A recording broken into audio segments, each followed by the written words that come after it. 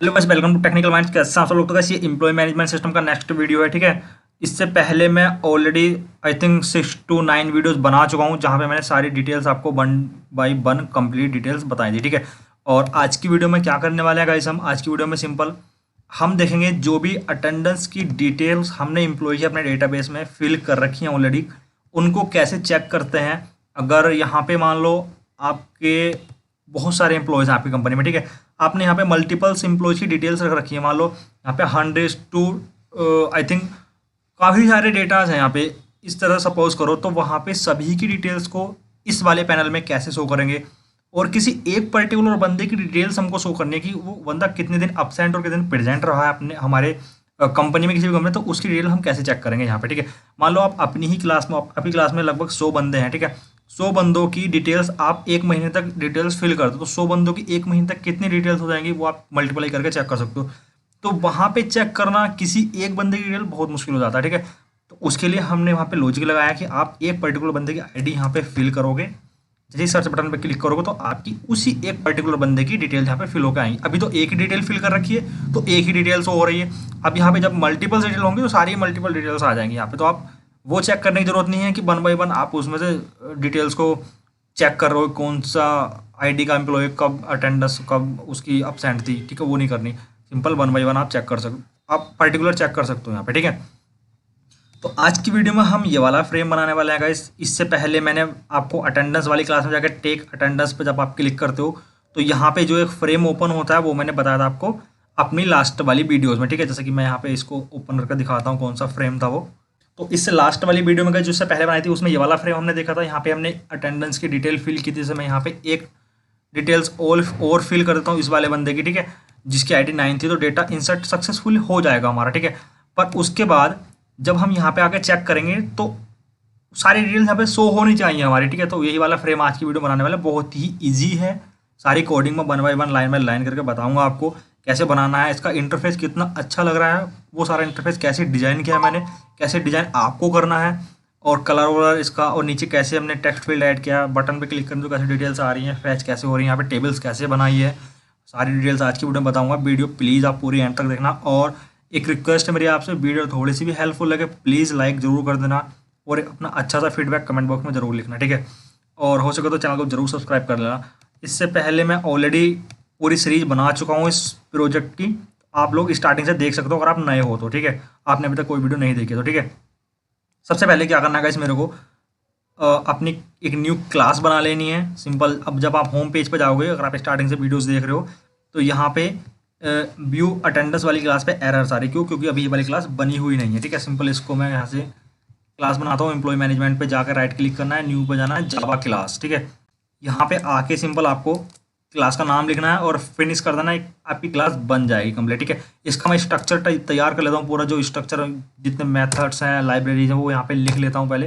यहाँ पे मैंने कंप्लीट पूरा स्ट्रक्चर बनाया अपनी क्लास का ना, ठीक है। यहाँ पे सिंपल लाइब्रेरीज को इम्पोर्ट किया है, यहाँ पे एक्सटेंड जे फ्रेम और एक्शन लिस्नर को मैंने इंप्लीमेंट्स किया है, वहाँ पे कुछ वेरिएबल्स बनाए हैं, इनको अभी एक्सप्लेन करूंगा। यहाँ पे बाय डिफॉल्ट कंस्ट्रक्टर बनाया है, यहाँ पे एक्शन परफॉर्म बनाया है, क्योंकि किसी बटन पे जैसे यहाँ पे सर्च बटन इस पर क्लिक करूंगा तो वो जो एक्शन वैक्शन होने हैं वो सारे इस वाले मेथड के अंदर करने वाले, यहाँ पे मेन मेथड बनाया है, ठीक है। अब सबसे पहले देखते हैं जे टेबल क्लास का मैंने एक टी वेरिएबल लिया है, जे बटन का एक बटन है क्योंकि एक ही बटन का यूज मैं कर रहा हूँ यहाँ पे, तो एक ही मैंने बटन लिया, ठीक है। अब टेक्स्ट फील्ड लिया है मैंने एक TF1, क्योंकि यहाँ पे एक पूरा टेक्स्ट फील्ड है यहाँ पे आईडी एंटर करने के लिए। 3 पैनल लिए हैं, 3 पैनल्स किस लिए लिए हैं वो एक्सप्लेन करूंगा बाद में, ठीक है। एक पैनल तो टेबल्स के लिए है, दूसरा पैनल सर्च एनी एम्प्लॉय के लिए है, तीसरा पैनल आपका नीचे एम्प्लॉय आईडी वगैरह के लिए, ठीक है। उसके बाद यहाँ पे मैंने स्ट्रिंग टाइप का एक एरे लिया है, सिंगल डायमेंशनल, ठीक है। और अब गाइस इस वाले एरे में सिंपल मेरे को वो डिटेल्स फिल करने हैं जो मेरे को अपनी टेबल में शो करना है हेडिंग के रूप में, ठीक है, मतलब कि हेडर्स। टेबल्स के हेडर्स के यहाँ से एम्प्लॉय आईडी है, नेम है, email, first half, second half, date. तो ये जितने भी हेडर्स हैं, हेडर्स के लिए मेरे को एक एरे में लेने हैं जो कि सिंगल डायमेंशनल, ठीक है। दूसरा एरे लिया मैंने स्ट्रिंग वाई, और उसमें एक्स और वाई मतलब कि 2 डायमेंशनल एरे है, उसका मैंने ऑब्जेक्ट बनाया न्यू स्ट्रिंग, और इसमें 20 रोज रहेंगे और 6 हमारे कॉलम है, मतलब कि जो आपने यहाँ पे नेम दिया है वो 6 नेम दिए हैं मतलब कि एरे में, तो 6 कॉलम हो गए, 20 रोज वहाँ पे प्रिंट हो जाएंगे, ठीक है। Int I equal to 0, J equal to 0, इसका जो मेन मेथड है, जो मेन फंडा है इसका वो बताऊंगा बाद में जब इसको यूज करेंगे। फ़ॉन्ट बनाया है, यहाँ पे 2 लेवल्स बनाए हैं। 2 लेवल्स किस लिए? एक तो एम्प्लॉय आईडी के लिए यहाँ पे जो लिखा हुआ है, एक सर्च एनी एम्प्लॉय यहाँ जो यहाँ पे लिखा हुआ है, ठीक है। अब सबसे पहले हमको क्या करना है, सबसे पहले ये फ्रेम बनाना है। फ्रेम में हमको all employees attendance record, all employ जितने भी हैं सभी के एम्प्लॉयज आएंगे यहाँ पे इस वाले फ्रेम में। वो हमको यहाँ पे ये वाली लाइन लिखनी है अपने फ्रेम में। ऑलरेडी आपको पता है कैसे लिखते हैं, क्योंकि मैं सभी वीडियो में 1 बाई 1 बता रहा हूँ इसको ना, ठीक है। सुपर मेथड का यूज करके लिखना है। उसके बाद इसका साइज, सेट लोकेशन, वो सारी डिटेल्स मैं ऑलरेडी कर लेता हूँ। उसमें फ़ॉन्ट वोन्ट भी ऐड कर लेता हूँ पहले, ठीक है। सबसे पहले देखो मैंने यहाँ पे क्या किया, सुपर मेथड का यूज़ करके एक जो वहाँ पे कॉर्नर में मेरे को डिटेल्स देनी है वो पता चल जाएगी। आपको पता चल जाता है कि इस वाले फ्रेम में कौन सी डिटेल्स आ रही है। जैसे यहाँ पे लिखा all employ attendance record, set size, set location, और उसका मैंने फ़ॉन्ट यहाँ पे ऐड कर दिया। अब उसके बाद क्या करना है, जैसे ही फ्रेम रन होता है तो यहाँ पे डिटेल्स आ जाती हैं ऑटोमेटिक इस वाली पूरी टेबल्स में, ठीक है। उसके लिए मेरे को डेटाबेस से कनेक्शन बनाना है, ट्राई कैच ऐड करना है, ठीक है। उसके बाद जैसे मैंने यहाँ पे ट्राई लगाया, ट्राई के बाद मैंने अपना पूरा कनेक्शन बनाया डेटाबेस से। डेटाबेस से कनेक्शन बनाने के बाद मैंने यहाँ पे एक क्वेरी लगाई, string Q select star from attendance. जो भी हमने अटेंडेंस टेबल बनाई थी सारा डेटा लेना है वहाँ से। जैसे अभी मैं इसको दोबारा रन करूँ तो यहाँ पे 2 डेटा आएंगे, जो 2 डेटा हैं सारे के सारे डेटाज हमारे यहाँ पे आ जाने हैं, ठीक है। और उसके बाद मैंने यहाँ पे रिजल्ट सेट अपना यूज़ किया। Result set column by column run होता है, पहले पहला कॉलम पूरा रन होता है, फिर दूसरा इस तरीके से वो रन होता है, ठीक है। ये ऑलरेडी पता है चीज़ आपको। वाइल लूप में मैं क्यों लगा रहा हूँ, क्योंकि मेरे को सारा डेटा करना जब तक कि वो रिजल्ट सेट हमारा खत्म नहीं हो जाता, पूरा फिनिश नहीं हो जाता, ठीक है। अब आता है हमारा मेन फंडा i = 0 j = 0 का। यहाँ पे मैंने क्यों यूज किया था 0, ठीक है। सिंपल यहाँ पे बाई, जैसे यहाँ पे आप चेक करोगे तो वाई आई और j ++ मैंने यहाँ पे लिखा है। जो 2 डायमेंशनल हमारा एरे था उसमें सारी डिटेल हम फिल करेंगे, फिर उस एरे को हम अपने टेबल में ऐड करेंगे, ठीक है। मतलब कि इस एरे में सारी डिटेल्स आएंगी, इस एरे को टेबल में ऐड कर देंगे तो वो इस तरीके से हमारा शो होने लगेगा यहाँ पे, जैसे अभी ये शो हो रहा है, ठीक है। सबसे पहले देखो मैंने क्या किया यहाँ पे, वाई आई j++, मतलब कि REST रिजल्ट सेट से डेटा है गेट स्ट्रिंग EID, मतलब कि एम्प्लॉय आईडी का कॉलम का डेटा पूरा आ जाएगा, ठीक है। अब i = तो स्टार्टिंग में 0 है, ठीक है। i = 0 है, j++ मतलब कि कॉलम इंक्रीज हो रहा है। मैंने बोला कि रिजल्ट सेट से वैल्यू जो आती है रिजल्ट सेट से वो कॉलम बाई कॉलम आती है, ठीक है। पहले कॉलम की पूरी वैल्यू, फिर सेकंड की। अब पहले कॉलम की वैल्यू जब आई i = 0 मतलब कि पहली रो की पहली कॉलम, समझ गए बात, पहली रो का पहला कॉलम, फिर उसके बाद सेकंड पे आएगा पहली रो का दूसरा कॉलम, क्योंकि j++ हो चुका है यहाँ पे भी ना, ठीक है।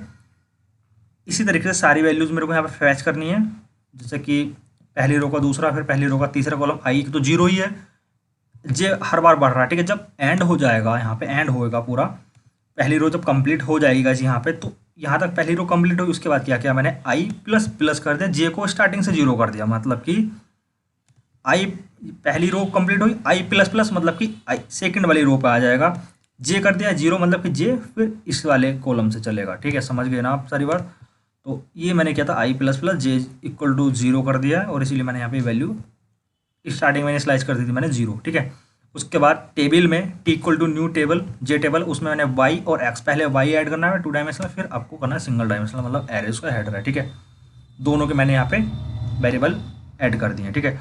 अब उसके बाद सिंपल मेरे को क्या करना है, यहाँ पे आप देखोगे तो टेबल तो आपकी बन जाएगी। अब टेबल में जब आप साइड में देखोगे तो यहाँ पे स्क्रॉल बार भी आ रही है। ये इस स्क्रॉल बार को कैसे ऐड करते हैं वो भी देख लेते हैं। इसके लिए गाइस मेरे को यहाँ पे एक मेथड यूज करना पड़ता है, JScrollPan, JS = न्यू JScrollPan एक क्लास होती है, उसमें मेरे को अपनी टेबल ऐड करते हैं। तो टेबल जो होती है वो हमारी स्क्रॉल बार होती है, स्क्रॉल बार में आके ऐड हो जाती है, ठीक है। तो मतलब इस तरीके से हम यहाँ पे, अब गाइस देखो यहाँ पे एक क्लास का यूज करना पड़ता है, JScrollPan, JS एक वेरिएबल लिया हमने क्लास टाइप का, उसका ऑब्जेक्ट बनाना है न्यू JScrollPan है, उसमें t ऐड करना, मतलब कि अपने टेबल को उसमें ऐड कर देना है, ठीक है। अब उसके बाद आप यहाँ पे चेक करोगे तो टेबल्स का कलर भी, बैकग्राउंड कलर भी ब्लैक आ रहा है, मेरे को बैकग्राउंड चेंज करना है और फोरग्राउंड उसको व्हाइट करना है, ठीक है। तो मैं यहाँ पे उसका चेंज करूँगा, set background set background colour मैंने कर दिया ब्लैक, फोरग्राउंड किया उसका व्हाइट, और सेट फॉन्ट कर दिया मैंने उस पर जो भी मैंने फॉन्ट वेरिएबल यहाँ पे बनाया था, ठीक है। अब सिंपल इतना काम होने के बाद मेरे को वैसे यहाँ पे क्या करना है, नीचे वाला फ्रेम बनाना है थोड़ी, जो जहाँ पे सर्च एम्प्लॉय लिखा हुआ है ना, इसके लिए मेरे को कोडिंग डिजाइन करनी है। सबसे पहले मैं लेबल्स लेता हूँ जिसमें मेरा प्रिंट होगा सर्च एनी एम्प्लॉय, फिर उसके बाद लेबल बनाना है एम्प्लॉय आईडी के लिए, टेक्स्ट फिल बनाना है, बटन बनाना है, ठीक है। तो मैं एक फॉन्ट और बनाऊंगा यहाँ पे, जिसका नाम मेरे को देना है F = न्यू फॉन्ट। इसका मेरे को यहाँ पे जो भी स्टाइल वगैरह देना है आपको वो एंटर करके आप यहाँ पे साइज दे दोगे 25, ठीक है। उसके बाद मैंने अपना यहाँ पे एक लेबल बनाया, लेबल्स को सेंटर में लाने के लिए ऑलरेडी मैंने आपको बताया सेट हॉरिजॉन्टल अलाइनमेंट यूज़ करते हैं, G level dot center constant value use करते हैं, ठीक है। और उसमें मैंने फ़ॉन्ट ऐड किया अपने लेबल्स में, फोरग्राउंड कलर उसका येलो किया है, बैकग्राउंड कलर तो उसका ऑलरेडी ब्लैक है ही, ठीक है। बैकग्राउंड कलर ब्लैक कैसे होगा, क्योंकि इसको जब पैनल में ऐड करूँगा तो करेंगे इसको, ठीक है। उसके बाद इसी तरह से मैंने सेकंड वाले लेवल्स को बनाया एम्प्लॉय आईडी के लिए, ठीक है। और अब मेरे को टेक्स्ट फील्ड और बटन भी बनाना है गाइस अपना इसी तरह से। तो मैंने यहाँ पे सिंपल टेक्स्ट फील्ड के लिए भी वही काम किया है, और टेक्स्ट फील्ड के बाद मैंने यहाँ पे बटन बनाया BT1 equal to new G button search employee, दोनों में मैंने फ़ॉन्ट ऐड किया अपना यहाँ पे। उसके बाद गाइस यहाँ पे BT1 dot set background colour उसका ब्लैक है, फोरग्राउंड कलर हमारा यहाँ पे रेड आ रहा है उसका, देखा हो ना, ठीक है, सर्च एम्प्लॉय का। उसके बाद बटन पे जब क्लिक करेंगे तो एक्शन लिसनर लगाना पड़ेगा, क्योंकि विदाउट एक्शन लिसनर कोई भी एक्शन नहीं होगा वहाँ पे, ठीक है। अब सिंपल मेरे को क्या करना है, मेरे को यहाँ पे पैनल्स ऐड करना है। तो उसके लिए गाइस मेरे को एक पैनल बनाना पड़ेगा यहाँ पे P1 equal to new panel, और उसका क्योंकि एक ही रो है एक ही कॉलम है, इस वाले पैनल में एक ही रो है हमारी, एक ही कॉलम है गाइस, यहाँ पे एक ही रो है और एक ही कॉलम है यहाँ पे, ठीक है ना। तो सिंपल 1 1 दिया मैंने और 10 10 का गैप दिया, और उसमें कर दिया मैंने अपना L1 ऐड। इसी तरीके से अब मेरे को पैनल 2 लेना है, जहाँ पे मेरे को एम्प्लॉय आईडी और ये डिटेल ऐड करनी है। तो इसमें कितनी रो हैं, रो तो गाइस हमारी एक ही है इस वाले पैनल में, सेकंड पैनल जो है इसमें एक ही रो है। कॉलम कितने हैं, कॉलम 3 है, एक कॉलम, दूसरा कॉलम और तीसरा कॉलम, ठीक है, 3 कॉलम है सिंपल। अब हमको वैल्यू यहाँ पे क्या लेनी है अपने दूसरे पैनल के लिए जब बनाएंगे हम इसको, और उसके बाद इसका ग्रेड लेआउट देना। एक ही रो है हमारे यहाँ पे 1 और उसमें 3 कॉलम 3, ठीक है। 3 कॉलम कौन कौन से थे, उसमें हमने वैल्यू ऐड की है L2 की, TF1 और अपना बटन ऐड कर दिया, ठीक है। अभी हम क्या कर रहे हैं, अभी हम यहाँ पे देखो तीसरा पैनल किस लिए बनाएंगे। अभी आपने देखा कि यहाँ पे 2 पैनल बने हुए थे, ये वाला और एक ये वाला पूरा पैनल, ठीक है। 2 पैनल इसके लिए बनाई हमने, अभी वैल्यू ऐड कर दी है इनमें।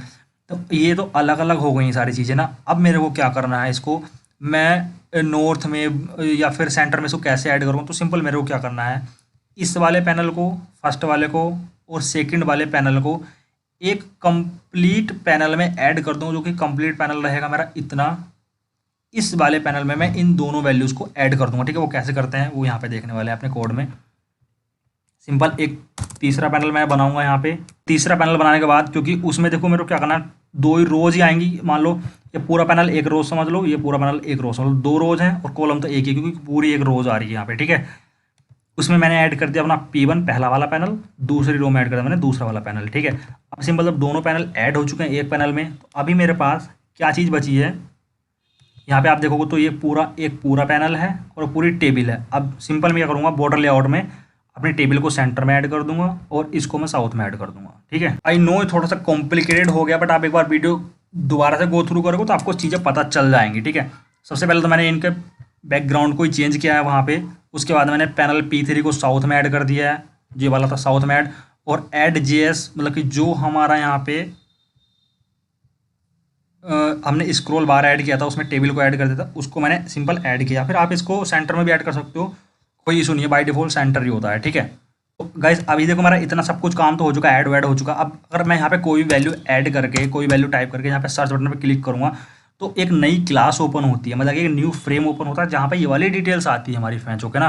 तो इसके लिए एक अलग क्लास बनाएंगे, वो नेक्स्ट वीडियो बनेगी, ठीक है। पर अभी जब मैंने यहाँ पे टाइप किया कुछ, तो वो डिटेल कैसे गई उधर, वो सारी चीज़ें हम देखते हैं। तो मैंने बटन 1 पे क्लिक किया, मतलब कि हमारा एक्शन जो हुआ बटन 1 पे होगा।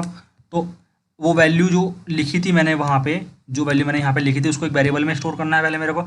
उसके बाद बटन पे क्लिक कराना है, मतलब कि स्ट्रिंग टाइप का एक मैंने वेरिएबल लिया ID, उसमें TF1 से गेट टेक्स्ट किया। बटन 1 पे अगर सोर्स आया, बटन 1 से क्लिक हुआ तो एक न्यू क्लास ओपन होनी चाहिए, व्यू अटेंडेंस सिंगल, जो उसका नाम रखने वाला हूँ, व्यू अटेंडेंस सिंगल नाम रखेंगे, क्योंकि हम यहाँ पे गए सिंगल पर्सन की डिटेल देख रहे हैं, किसी एक पर्सन की। जितनी भी बार वहाँ पे उसने अटेंडेंस ऐड की होगी, अटेंडेंस लगवाई होगी अपनी, वो सारी डिटेल आ जाएंगी उस डेट के अकॉर्डिंग, ठीक है। उसमें वेरिएबल पास कर दिया EID, सेट वेरिएबल उसको कर दिया ट्रू। तो इस तरह से हम उसकी डिटेल वहाँ पे चेक कर सकते हैं, ठीक है। तो आज की वीडियो में इतना ही था, कंप्लीट वीडियो है ये, ठीक है, कंप्लीट पूरी कोडिंग है। अब मैं इसको रन करके दिखाता हूँ आपको सिंपली। तो यहाँ पे जितनी डेटाबेस में हमारी डिटेल थी, हमारी डेटाबेस में 2 डिटेल्स थी, तो दोनों की डिटेल्स यहाँ पे अभी आ रही हैं हमारी, ठीक है। अब यहाँ पे अगर मैं किसी भी समय पे 9 लिख कर सर्च करता हूँ तो अभी कोई कुछ भी नहीं होगा, क्योंकि मैंने यहाँ पे ये वाली क्लास नहीं बनाई है, अभी ये वाली क्लास अभी बनाई नहीं है, ठीक है। तो एरर आएगी यहाँ पे, ठीक है। जैसे मैं सर्च पे क्लिक करूँगा तो एरर आएगी, क्यों? क्योंकि वो उस वाली क्लास पे जाएगा ही नहीं जो क्लास मैंने अभी तक बनाई नहीं है, ठीक है। तो ये आज की डिटेल थी। ये वाली क्लास गाइस नेक्स्ट वीडियो में देखेंगे। अभी तक आपने चैनल को सब्सक्राइब नहीं किया, प्लीज़ गाइस सब्सक्राइब कर लो चैनल को। और थोड़ी सी भी इन्फॉर्मेटिव लगी हो वीडियो तो आप प्लीज़ अपना फीडबैक कमेंट बॉक्स में ज़रूर लिखना। और इस प्रोजेक्ट को आप किसी भी कॉलेज में यूज़ कर सकते हो, किसी भी प्रोजेक्ट में, मिनी हो मेजर प्रोजेक्ट हो, आप अपने रिज्यूमे में भी ऐड कर सकते हो। बहुत सारी डिटेल्स है इस प्रोजेक्ट में, बहुत बड़ा मॉड्यूल्स है। अभी हम देखने वाले हैं अटेंडेंस वाला सीन चल रहा है, अटेंडेंस में व्यू अटेंडेंस कंप्लीट हो जाएगा नेक्स्ट वीडियो में। उसके बाद लीव देखेंगे, उसके बाद सैलरी देखेंगे, उसके बाद डिलीट किसी एम्प्लॉय करना तो कैसे करते हैं, ठीक है। तो ये सारा मॉड्यूल जब आप किसी इंटरव्यू को एक्सप्लेन करोगे तो काफ़ी ज़्यादा अच्छा इफेक्ट पड़ता है, ठीक है। तो बस वीडियो देखने का बहुत बहुत धन्यवाद।